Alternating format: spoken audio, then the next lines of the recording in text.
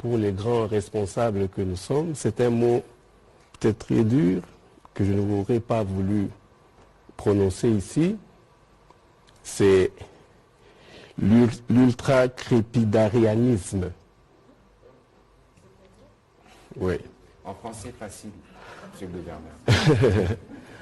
En français facile, cela signifie il faut vous informer souvent. Je ne sais pas s'il faut dire notre peuple périt par manque d'information ou parce que, en fait, les gens qui parlent, souvent, ils ne s'intéressent pas. Ils sont à un certain niveau, ils ne prennent pas. Vous savez, aujourd'hui, il y a une journée ouverte des FARDC. Je voudrais vraiment voir, je vais poser la question, vous êtes des journalistes, demain, il faut demander combien d'intellectuels et combien de responsables étaient dans cette journée-là. On parle, c'est vrai, nous n'avons pas tout fait. Ça c'est vraiment, c'est vrai, on n'a pas tout fait. Mais est-ce que c'est un échec?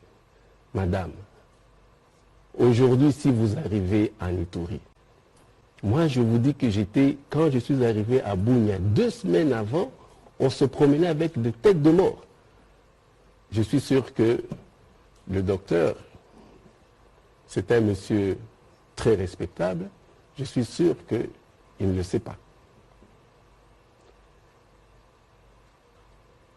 Je suis parti, ma première sortie, je suis parti de Bunia pour arriver à l'hôpital, j'ai dépassé Marabo, pour arriver à l'hôpital de Niakoundé.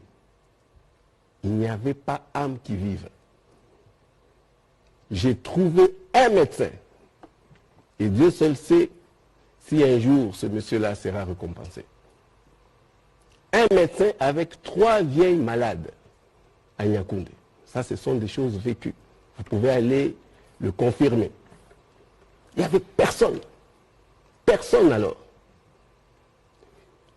Je suis arrivé jusqu'au territoire. On m'a amené, je crois, 30 bonnes dames de Kimbanguistes, parce qu'il faut que je les cite, qui venaient de Komanda. C'est devant elles que j'ai tenu un meeting, parce qu'en fait, à tenir un meeting. Mais allez voir aujourd'hui, madame. Allez voir aujourd'hui. Il n'y avait que 2 véhicules incendiés sur la RN27 jusqu'à Komanda. Allez voir aujourd'hui. J'étais sur la RN27, j'ai dépassé Iga Barrière. J'ai trouvé 200 véhicules bloqués. Avec mon équipe, nous avons ouvert la RN27. Tout ce que vous entendez là-bas, Kobu, Bambou, Mungwalu. À Mungwalu, il y avait un peu de vie. Mais Kobu, c'était le sanctuaire de Kodeko. Aujourd'hui, ils n'y sont plus. Bambou, Nyangaray, tous les environs là-bas, c'était Kodeko. Ils n'y sont plus. Ils n'y sont plus.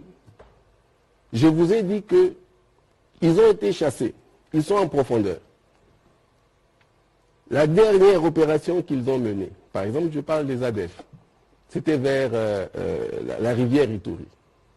Ils ont brûlé, je crois, ils ont incendié des véhicules, ils ont brûlé quelques maisons. Ils étaient combien? 6. Je vous ai parlé d'un exemple ici. Je vous ai parlé du Bataclan. Si vous vous rappelez bien, il y avait combien de commandos dans cette salle? 6 ou 5, je pense. Et il y a eu 80 morts. Devrions-nous dire que c'est parce qu'il y a eu autant de morts que l'état de siège a échoué? Aux États-Unis, les commandos, là, combien ont fait tomber les 2 tours? Il y a eu combien de morts? Mais aujourd'hui, vous voyez ce qui se passe.